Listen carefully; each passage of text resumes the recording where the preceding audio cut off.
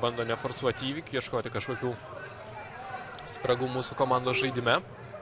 Bet Arminas Narbekovas tikrai man patinka, teko užvakar lankytis komandos treniruotėje ir tikrai darbas vyksta, vaikinai tiki treneriu ir manau, kad tikrai tiek jis, tiek Mindaugas Čiapas tokių naujų vėjų įneš ir tie vėjai turbūt bus pozityvus. Palinkėkime šiems treneriams irgi sėkmės, žinoma, ir kitiems treneriams, kurie yra štabe, tam pačiam Mindaugui Neorui, tam pačiam vartininkų treneriui Jurkui.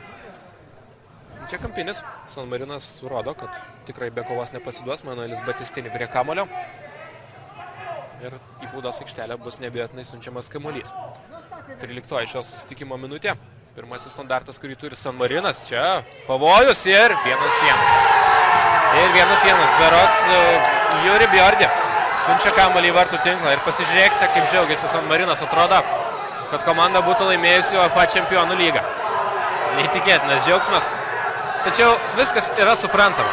Tai yra maža šalis, tai yra komanda, kuriai bet kuris įvartis tikrai reiškia labai daug. Ir tai yra didelis stimulas ir galų gale niekas čia nebaigta. Gerai, pamokėlė lietuviams, kad nereikia atsipalaiduoti, aš manau, mūsų vyrai taip puikiai supranta, susimsim už dar ne vieną įvartį ir iškovos pergalę. Bet aišku, toks epizodas parodo, kad